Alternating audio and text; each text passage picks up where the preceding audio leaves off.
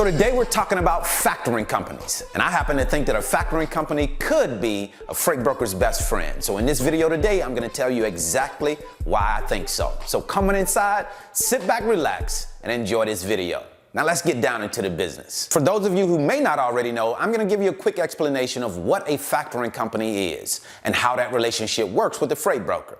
A factoring company is a financial institution that comes in and says, I am going to finance your receivables because I am responsible as a freight broker for paying the carrier when he's completed that load. So when he finishes, he's going to send me an invoice and I will have to pay that carrier.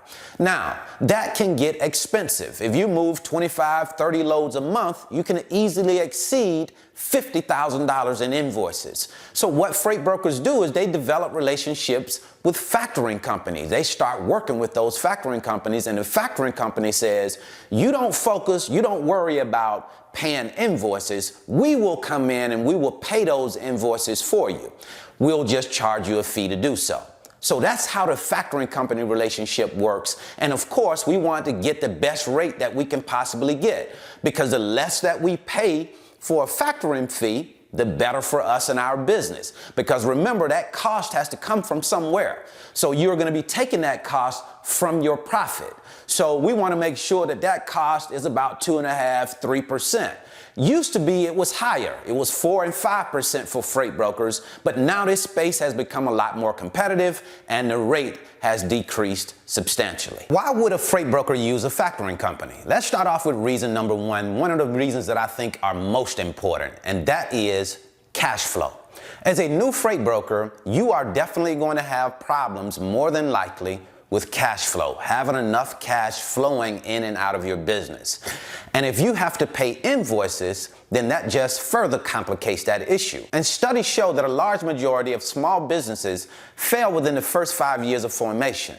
And 80% of these businesses fail due to poor cash flow management and a poor understanding of cash flow. So if we can take this issue off the table, this cash flow issue, then it would certainly more than likely work in our favor, because now we don't have the concern of having to manage cash flow as it pertains to our invoices. Another big reason why freight brokers use factoring companies is because it takes off the limitations. You see, you have limits as to how many loads you can move based on the number of loads that you can pay for if you're paying your own invoices. But if you're factoring those invoices, you're taking the limits off. You can move as many loads as you can possibly move, not having to worry about how you're going to pay for those loads. It's only based on you and how many loads you can move. You don't want to get to a point where you're moving loads with a shipper and then the shipper is giving you more loads, more opportunities, and now you have to say, okay, pump the brakes. I can't move any more loads because I can't pay for those loads. So we don't want that limitation. That's why it's super important to have someone in your corner backing you financially, and that's what a factoring company does. Super big reason number 3 to have a factoring company is that it's much easier to set up with EFS or Comdata through your factoring company when you first get started.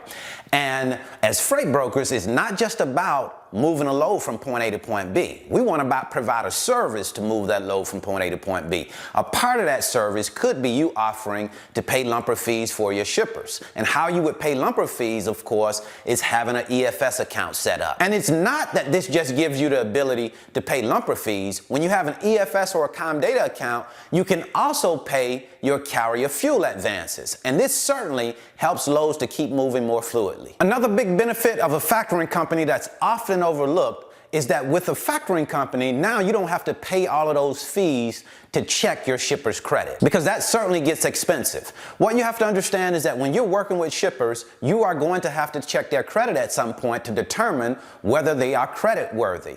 And if you don't have a factoring company in place, that means that you have to go out and check that credit on your own, and you have to pay to check someone's credit. But with the factoring company takes care of that for you. They run those checks based on the fees that you're already paying, so you don't have to pay anything additional to have a shipper's credit checked. And every time you bring on a new shipper, that factoring company will check that shipper's credit. All right, so Brandon, you've shared all of these wonderful reasons why we should have a factoring company, but what are the disadvantages? Well, you know, with anything, we have to accept the good with the bad.